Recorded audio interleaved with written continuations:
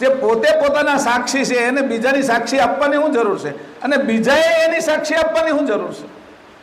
હું મારું જ સાચું બોલી જતો તો મને કોઈ એમ કહેવાની શું જરૂર છે કે મહેશભાઈ ખોટા છે? હું સાચું જ કહી દેતો બધું, તો મારા માટે કઈ બીજી કહેવાની જરૂરિયાત, બીજાને સાક્ષી આપવાની જરૂરિયાત ન રહે. મેં ગુનો કર્યો, મેં ગાડી ભટકાડી દીધી, આ મારો વાંક છે એ મેં કબૂલી લીધું, તો બીજાને સાક્ષી આપવાની જરૂર નથી રહેતી.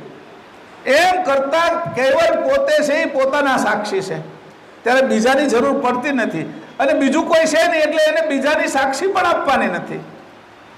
આવી રીતે કીધું કે આ અંતસ્કરણ વગરના કરતા કેવલ, ઇન્દ્રિય વગરના કરતા કેવલ, આ જગત આખું અંતસ્કરણ વાળું, ઇન્દ્રિય વાળું આવું આ જગત બનાવ્યું છે કે કામના અંતસી જે બનાવનાર છે એને અંતસ્કરણની જરૂર નથી. અને આપણે બધાને અંતસ્કરણની જરૂર છે. અત્યારે તમે બુદ્ધિ અંતસ્કરણથી સાંભળો છો અને હું અહંકાર અંતસ્કરણથી બોલું છું. મેં અહંકાર ધારણ કરીને આ વાત કરું છું તમારી સામે, એટલે અહંકાર ધારણ કર્યો, તમે બેઠા છો એમાં અહંકાર છે, પણ સાંભળો છો બુદ્ધિ અંતસ્કરણે. અને બુદ્ધિનો ઉપયોગ કરવો પડે છે એટલે હું બુદ્ધિ વાપરું છું બીજા નંબરની. પણ પહેલા તો એમ થાય છે કે બધાને હું સમજાવું છું. જો આવો અહમ તો આવે જ છે. આ અહમ જો પરમગુરુના ચરણમાં ન મૂકીએ તો આમાંથી આપણે બચીએ નહીં.